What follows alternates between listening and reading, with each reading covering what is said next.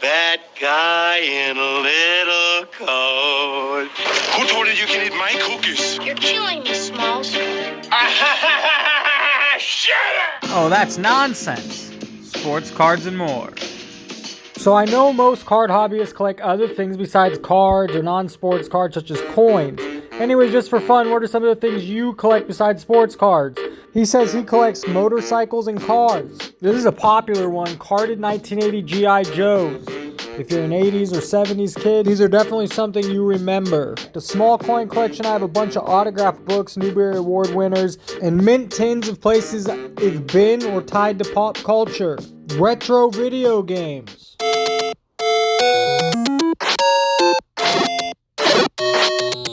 This is just some of my Dukes of Hazzard collection.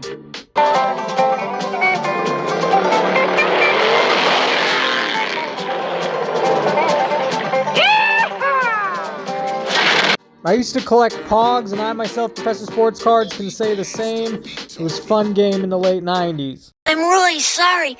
I kind of traded your soul to the guy at the comic book store. But look, I got some cool Pogs. Alf Pogs. Remember Alf? He's back. In Pog form. You traded my soul for Pogs?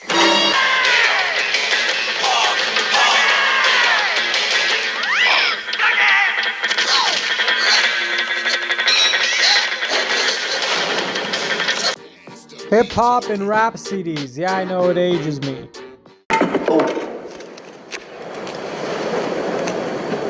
Scratch! Scratch! Oh my stars, for the love of Liza. You scratch my CD. Why'd you scratch his CD? Jeffy, just admiring it. Do it again, and you'll be admiring my butt from the pavement with the straw. Pennants, programs, ticket stubs. The modest collection of about 125 albums, cheap sunglasses, shoelaces, newspaper, garbage pail kids. I've actually never heard shoelaces. Interesting. I collect speeding tickets. It's almost as expensive as collecting baseball cards. This guy started collecting old money. That might be fun. Hot Wheels. Definitely had some growing up. You did probably too. This guy collects Back to the Future memorabilia. And then finally, I think this would be a cool thing to get into, old gas pumps or anything old gas station related. Finally, we have coral. Want to make a trade? I need your Buster Posey Tops card. What you got? I'll trade you. You for Matt Cain? Ortiz and Pedroia?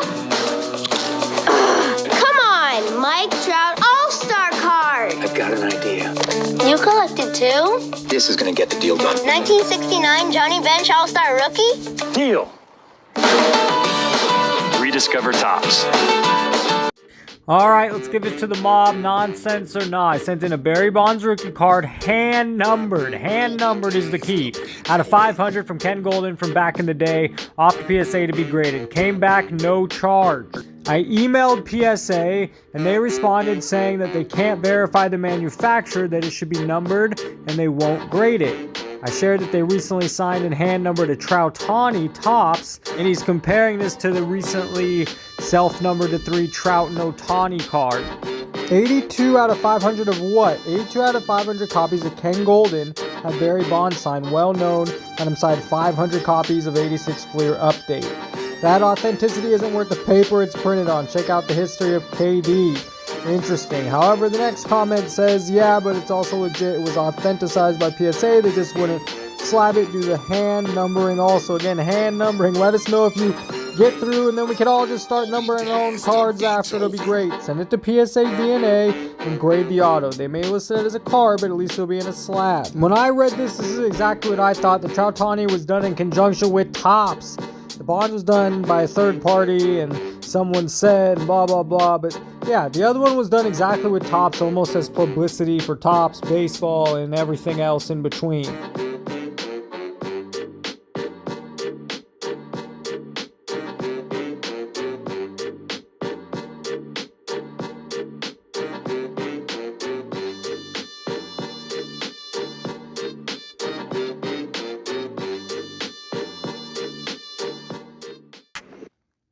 Wow, sick Broncos patch.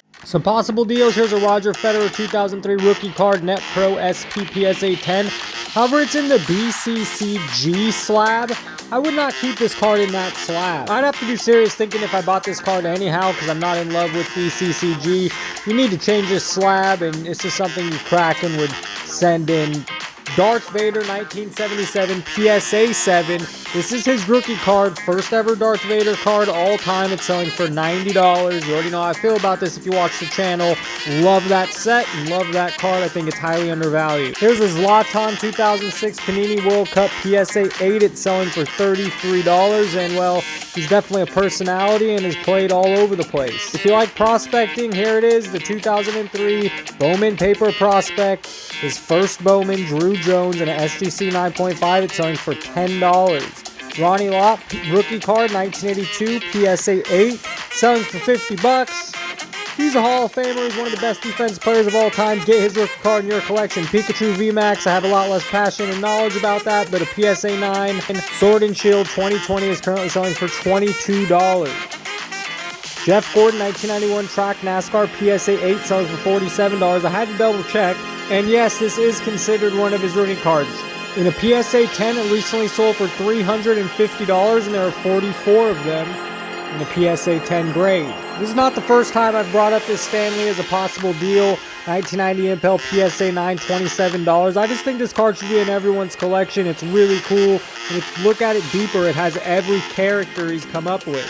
Okay, definitely not every character, but the big ones, and it's just iconic. But an entire case. I will give you an entire case. Now we already have the phone lines going crazy.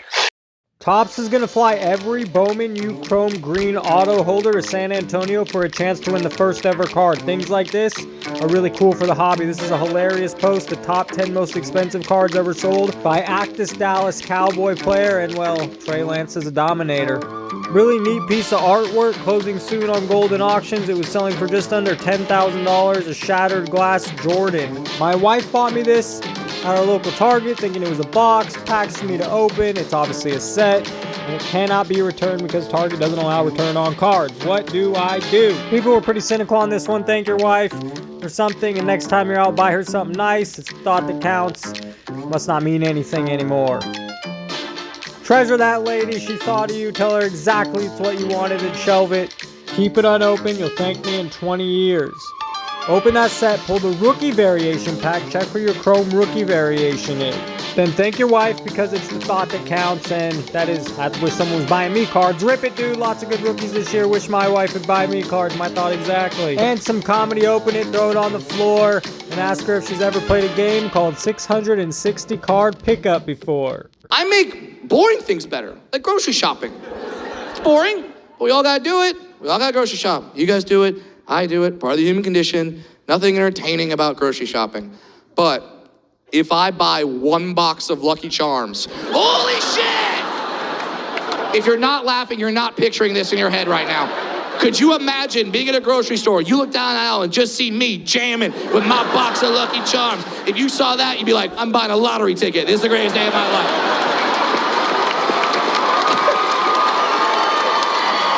I make everything better. The last 24-hour sales volumes, according to the Card Ladder Index, Michael Jordan in basketball had $364,000, followed by Wilt Chamberlain, LeBron James, and Bill Russell, two of the old greats making the list. Mickey Mantle in first in baseball with $504,000 in sales in the past 24 hours, followed by Babe Ruth, Willie Mays, and Roberto Clemente, all vintage players. Patrick Mahomes, tops list for football, far less sales, under 18,000, or is it 16? I can't read it very well. Jim Brown making the list, a running back. Joe Burrow and Tom Brady. Finally, we look at Pokemon. Charizard up there with about 7,000, followed by Pikachu, Blastoise, and Venusaur. Charizard normally in first, and Pikachu normally on the list. Life doesn't always go according to plan. That's why they made sports cards. Not the best downtown card I've seen created, but an awesome player at that. Would you buy this 50-year-old box of unopened packs of Topps 1973 baseball cards for only $35,000? By the way, here's some of the PSA 10 values of what could be inside. We'll take a deeper dive at that list here in a moment. Here's what the listing looks like. It's BBCE authenticated. I would never buy this. Showing PSA 10 values was just to show a gambler what they would be dreaming for. My best card from this year was graded a 5.5. Cards from 50 years ago are exceptional if they grade a 7 or an 8. As a financial advisor, I'd say no. However, if you have enough throwaway money to play with, in other words, money you don't care to win or lose, it would be a fun rip. Most people fall on the front of this reply than the back of this reply. You're way overestimating the price on these cards. At best, they would probably be grade 7 and 9. Centering wasn't even considered to be that important. For example, if you look at PSA 9s, those are the prices there. At $35,000, it does seem too high. Here's a Carlton Fisk rookie PSA 10.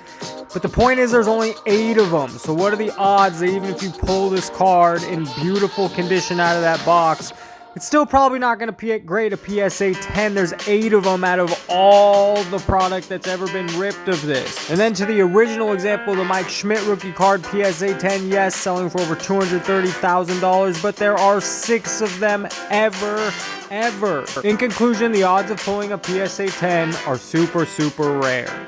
John Stockton holds the NBA record for most career assists with 15,806. He's on a list with other great point guards such as Jason Kidd, Chris Paul, LeBron James on that list at number 4, and Steve Nash. I actually said that John Stockton was harder to guard than Michael Jordan. Yeah, because I guess that Stockton wouldn't react to your trash talk at all. He would just look right through you and keep scoring. Like a stone face. But it's a difference between him. I got to guard him 94 feet. I got to think about coming off of picks, he throwing passes, he coming back, trying to steal basketballs. He always moving. He's taking charges on me. He doing a lot of things. I have to always focus on him. He only played 34 minutes. That's what Jerry Sloan played him. And then when you look up, he shot the ball 10 times. He made 8. He shot 7 free throws. He made all 7. Yep. Next thing you know, you look up, he got 16 assists. Then you think about it and you say, dang, he got 5, 6 rebounds and he got 5 steals. And I look up here and I say, man, he got 27, 16, 5, 5. I can't deal with that. These videos are a ton of fun to make. Thanks for watching. The next subscriber, well, they'll officially be subscriber number 500. I think this channel brings a unique, fun, fresh take on sports card content that's much needed, and I'd love to see it continue to grow to 5,000 or 50,000 subscribers, and let's make it the best damn sports card show on the planet. Give it a like, subscribe if you haven't, and comment below. It's always fun for me to read your comments. Have a great day.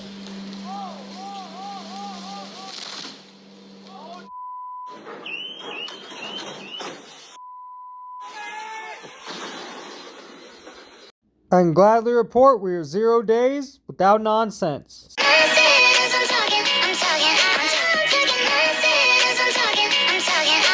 What up, everybody? This is Robert Ory, aka Big Shot Bob, and you're watching Professional Sports Cards.